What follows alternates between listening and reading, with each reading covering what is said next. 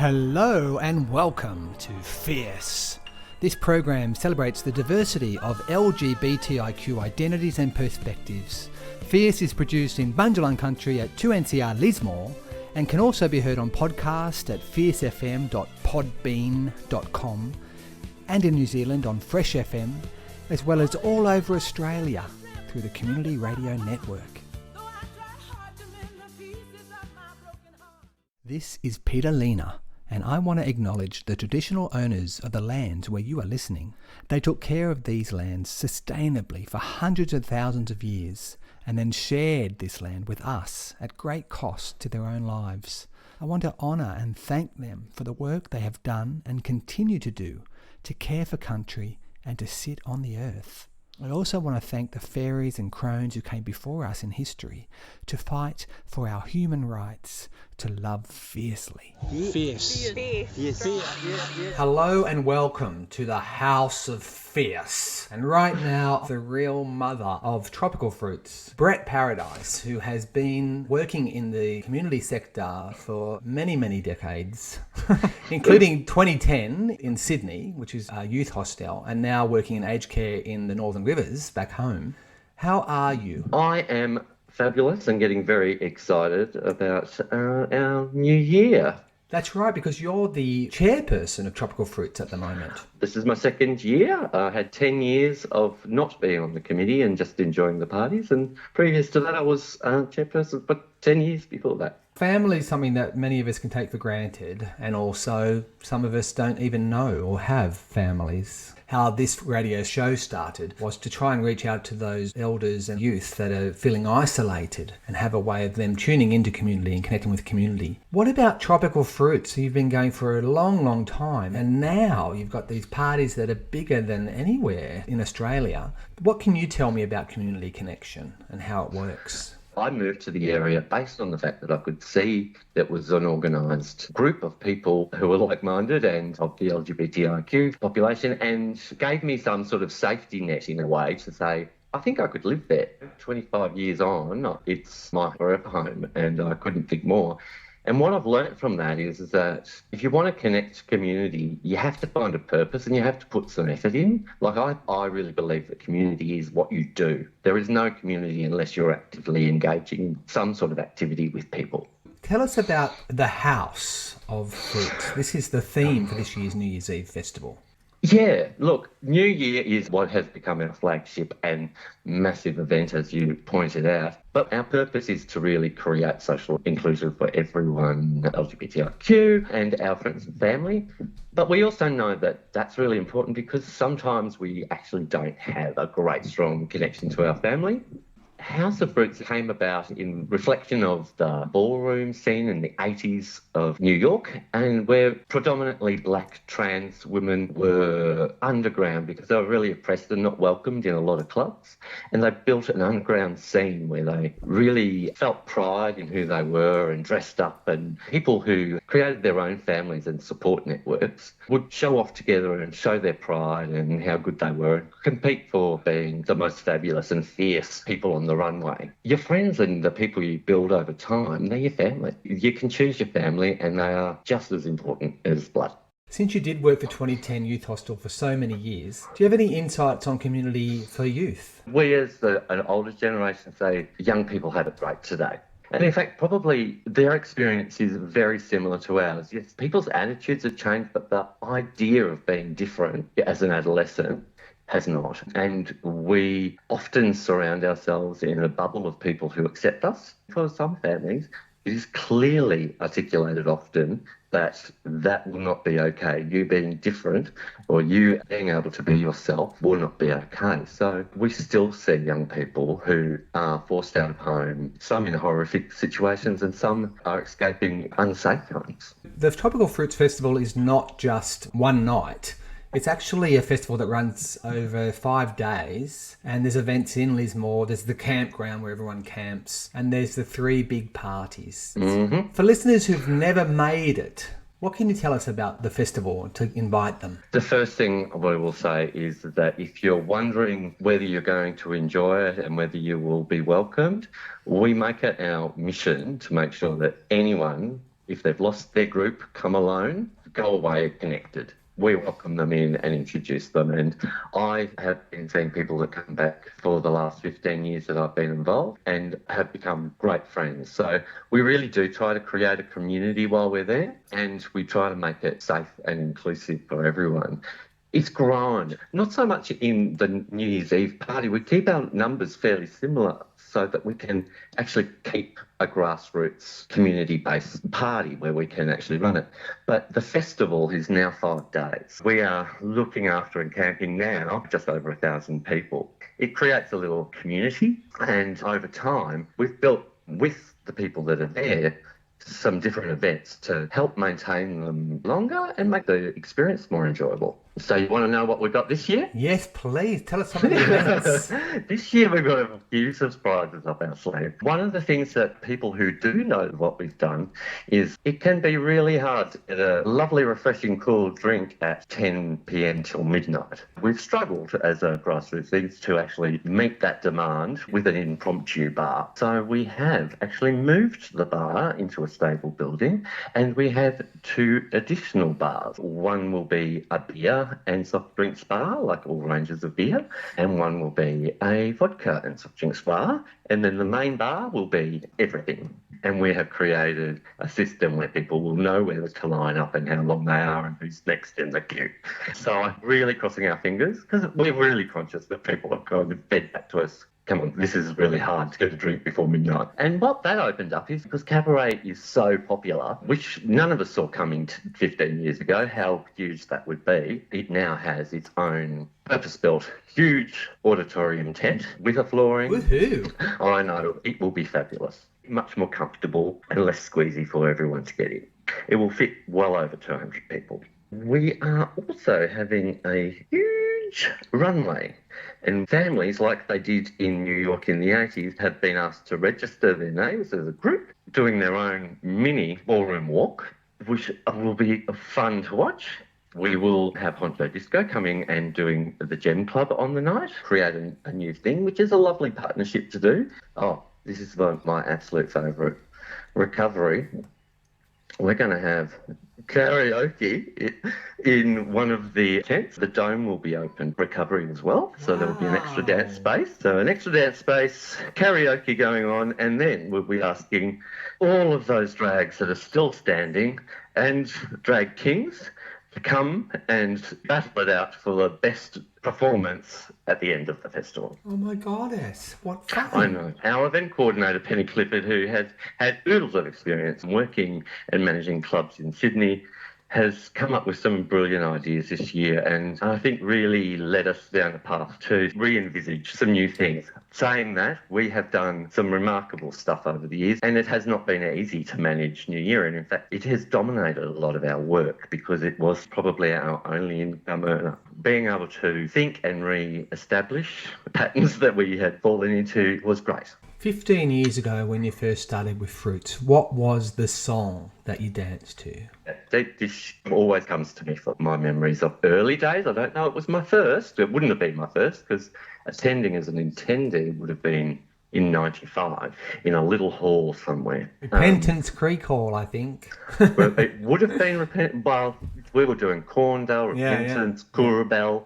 They were all there. And of course, times have changed and we can't always access all of the small halls. Our purpose is really about creating social inclusion for everyone. And I think we are now at the stage where we've built and maintained New Year, and that's been our focus for a little while, and we feel secure in that we can go out next year, consult with community about, well, what now? What else do people feel like they need? And really kind of get all of the information to hand about what else we could do. Like we have introduced just recently, Freaky Fridays at the Civic Hotel in Lismore, spearheaded by one of the committee who had come on purposely to try and create other opportunities. We want to really hear a little bit more about what social engagement and activities mean for our communities today and what else we could maybe do or how we could help other people do them.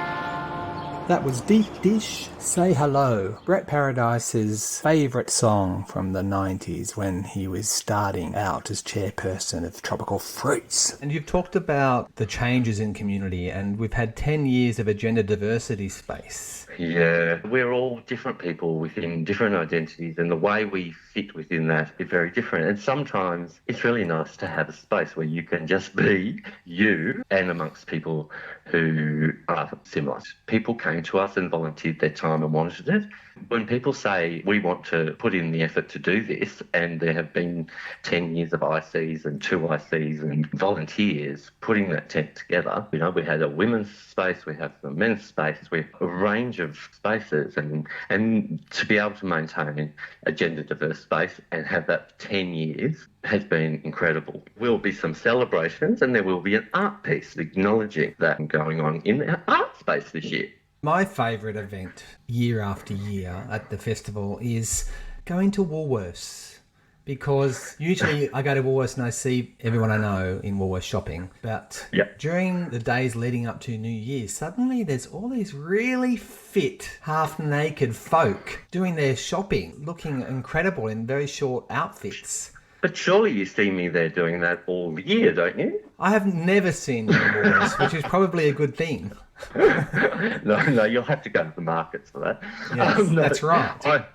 Look, yes, absolutely. And I do see the day that you note new people in town. You go, oh, they're here, they've arrived. And it is an exciting day, it is an event, and I think the city over time of Lismore has really engaged in that. We were much more regionally based, but with the loss of access to many of the halls, we had to centralise a little bit, and we don't want to necessarily focus just on Lismore, but it has taken a while for Lismore to sort of go, New Year, we will open, because there was no reason to stay open. The motels weren't full, the restaurants didn't have anyone in them, everyone was on holiday. We've had to build an understanding and a commitment with people that there will be people here. And the businesses loved it, and that's why we ended up with the parade down the streets of Lismore and the soiree at the end to celebrate and to acknowledge that we're here. Yes, that's one of my favourite events as well. I've been wondering about the fireworks that happen every year. They're incredible. I've had years where it's been amazed at how long and how big they are above us. And I've had a year where I haven't watched the fireworks at all. I've just walked through the crowd looking at the people watching the fireworks. And that was really incredible, watching everyone's faces. That no one saw me watching them, but I was just walking past everybody, watching them watch the fireworks. It gave me great pleasure. The times have changed, and they're a bit of a pollution to the environment. We've had so much smoke in the air. What are you doing about fireworks? Look, I think we've all currently feeling and been feeling the tension that comes with the fires that we've been experiencing and the drought that's going on. We were usually trying to manage emergencies such as floods and storms. This year we're really putting in a fire management plan. That's our major focus. Community were really vocal, saying that they really felt strongly that we needed to cancel the fireworks. And we really debated that, because there was also many people who thought that the fireworks was the best part of their evening, and we hate to disappoint. And I, like you, it was for me when I work, one lull in the evening where I can stop and take stock of what's happening and see the faces of people enjoying themselves and being together. But yeah, times are changing, and if we had a total fire ban, it was unlikely we would be able to have fireworks anyway. So that would be a waste, and we would have nothing planned. So we looked at the alternatives, and we won't announce exactly, but we have cancelled fireworks this year. So they won't be a huge fireworks display. We have redeveloped something pretty fabulous. It won't be what you would normally expect, but it will surprise and delight nonetheless. We will have a midnight spectacular. It won't be in the ring. It'll be around the catwalk after the show. We've put some money into that, and we've really also, because we're a not-for-profit organisation and we'll have community disbursements, and as people had called us to do, looked at ways in which we can support people in the community who've been affected by fires. So we've already given 3 donations and a total of 2,500, but we know that there will be more. That sounds great. Thank you so much for coming on to Fierce, and thank you for all you're doing for our community. Is there a song that you are really looking forward to dancing to this year? Don't have a strong view. There are people that I really want to go in and see because I will never have the opportunity. And this year I led the subcommittee who picked the DJs. So there are people that I will be very excited to see for the first time. One of our headliners from overseas is Blacklow from LA. And when I listened to the tape from his submission, I was getting very excited. So I would keep your eyes out for that one. Other than that, no, I am just looking forward to seeing people relaxing and having a great time and coming together and feeling love. Beautiful. Well, thank you so much. You take care and we'll see you there. Thanks for all you do, mate. It's my last weekend day free before I get on the good ship. Yes, right. See you on the dance floor. Time to get... Queer Stories are recorded at events around Australia, programmed and hosted by Maeve Marsden. There's also a book published and available at all good bookstores. And you can also subscribe to the podcast with over 70 bite-sized episodes. Follow Queer Stories on Facebook and Maeve Marsden on Twitter. Hi, I'm Maeve Marsden and welcome to Queer Stories, the podcast for the LGBTQI+ storytelling night I host and program. Queer Stories events happen regularly in Sydney, Brisbane and Melbourne, and I'm also now hosting them in regional towns. If you enjoy these stories, please rate, review and subscribe to the podcast, and consider buying a copy of the Queer Stories book, a collection of 26 of the stories edited by me and published by Hachette. I'm really proud of this collection and I hope you enjoy it too. Kate Fenwick is a queer poet living in Newcastle. In 2017, they completed their honours thesis titled Digital Queries, a series of poems that explored the relationship between millennial queers and the internet. Their work has been published widely, and a version of this piece appeared in issue 10 of Archer magazine, which was launched at Queer Stories in Sydney in August.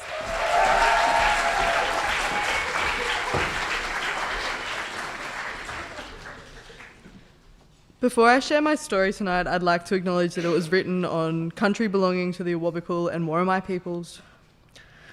Not unlike the sleeves of a t-shirt repurposed into a muscle singlet, butch lineage is often discarded.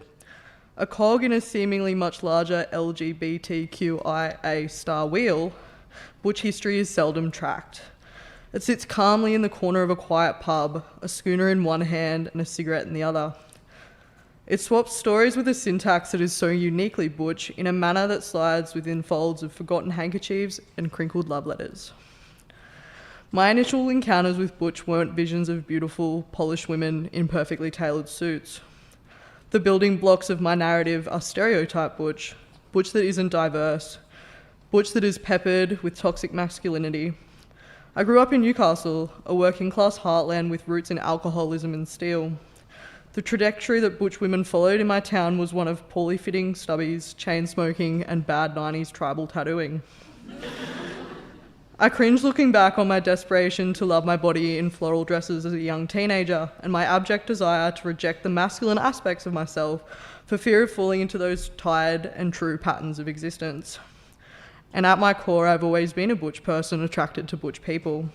That dynamic wasn't something I had previously encountered. I really believed in the trope that butch identifying people sort of femme. And that just wasn't me. I tried over and over again to fit that paradigm, the box that was so distinctly carved sometime somewhere in our queer history. And then I met Jess, an androgynous ball of love who fit against the curve of my back in the fetal position like a missing piece of a jigsaw puzzle. My heart was full. My mind finally understood what it meant to have your identity align with the person you choose to share the twists and turns of life with, and a hand to hold when the same boring questions arise in regards to who wears the pants. And the thing is, butch is diverse, transgressive, and sometimes transgender. We can learn this through looking back at transcending butch pillars, most notably activist and author Leslie Feinberg. Stone Butch Blues is the equivalent of a holy text to many a young butch identifying person because it paints a multifaceted picture of butch existence. It delves into the complexities of butch in plain and accessible language. It explores that gender ambiguity, presentation and representation in ways that allow for discourse to flow in between and outside of those lines. Never had there been a text written outside the binary that was inclusive of anyone who dared to flip its pages. And like Weinberg, we look to poets like Eileen Myles, who speaks to the intersection of butch and trans existence, articulating to the rest of us the ways in which both identities collide and marble, creating a force to be reckoned with. Miles's work challenges what we know as butchers about butchness and what a butch looks like when transcribed into trans modes of being. They write, "I'm happy complicating what being a woman, a dyke is. I am the gender of Eileen." And from that work, we know that the complication isn't a design flaw, nor is it an identity placed upon them, but rather one that's been created through trial and error, through butch expression that's moved into uncharted spaces. In a recent ID article titled Eileen Myles on their love for shitty t-shirts, it looks at the way in which clothing, like the words we use to describe ourselves, act as identifiers. Myles describes a beat-up old t-shirt from Banana Republic as being a signifier of comfort, both physically and metaphorically, stating, "I feel like the world is in place." It is not uncommon for butch and masculine ascendant people to cling to clothing that makes them feel most like themselves. Butch history has a disjointed timeline, generally and when it comes to fashion. However, there are certain elements of the quintessential butch wardrobe that never go out of style. But how does all this relate to our history? It relates because what one elects to put on their body as they move through the world is deliberate, and through this deliberation, we weave our own language. This language communicates between us: a black bandana in a back pocket, a pair of Doc Martens, a carabiner fastened to a belt loop, and a deliciously fitting binder. And these signifiers are signposts which create points of reference in this communal history. Activist Auntie Kate Bornstein has affectionately referred to these garments as dykewear. Black bandana 2 decades ago acted as a cue, a suggestion that the wearer was queer and into S&M. However, through our contemporary context, that meaning has shifted due to increased visibility. Bondage paraphernalia has moved into a public consciousness, and we no longer rely on these articles of clothing to form a secret code, rather a tokenistic expression of our queerness. It would be naive of me to suggest that historically butch and androgynous fashion hasn't mimicked one another, or perhaps even if they aren't one and the same in many instances. Mainstream media leads us to believe that butch likes Lee Delaria, said with love and affection, or Shane McCutcheon, said with love and affection. However, part of reconstructing our visual history must include the diversity of butch. Butch that's fat, butch that's brown, butch that's checkered with stretch marks and varicose veins, butch that's young or old or disabled, butch that's femme and femme that's butch, and femme and butch that is entirely masculine, complete with top surgeries, a perfectly proportionate packer tucked into a pair of rodeos.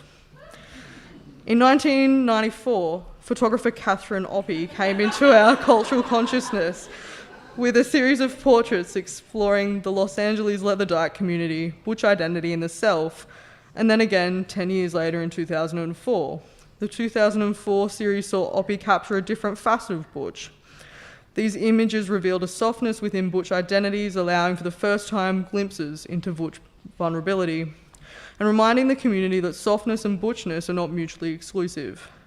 And then, some years later, in 2018, parenthood and butchness that is scarcely seen within the same frame was revealed. Through documenting our people, Oppie's images craft a visual history in a way that isn't necessarily performative. Masculine maternalism is showcased through a photograph titled Self-Portrait Nursing, depicting a cropped hair tattooed Oppie chest feeding a hungry child. This image is potent because it reconfigures what butch looks like. Tracking butch is about writing down our nuances, aspects of ourselves and our community that have long been shelved as unimportant or not worthy of documentation. This minimal attention to detail is what has led us to a lack of tangible history. It is a history that we can pick up, put down, shake, rattle, question and challenge. There's no framework at present for redefinition and reclamation beyond what we have because other people have tended to document it for us. Our patchwork is a poorly tattooed symbol of Venus on a forearm, a home job buzz cut on a middle-aged dyke, and wardrobes full of colour-coordinated plaid. It is also genderless, breastfeeding, transgender, and transcending. To be butch is to be all-encompassed. I don't know that one dips their toe into butch, for it is a state of becoming.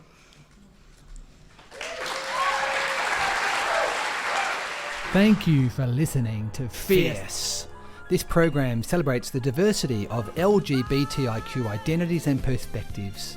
Fierce is produced in Bundjalung country at 2NCR Lismore and can also be heard on podcast at fiercefm.podbean.com and in New Zealand on Fresh FM, as well as all over Australia through the Community Radio Network.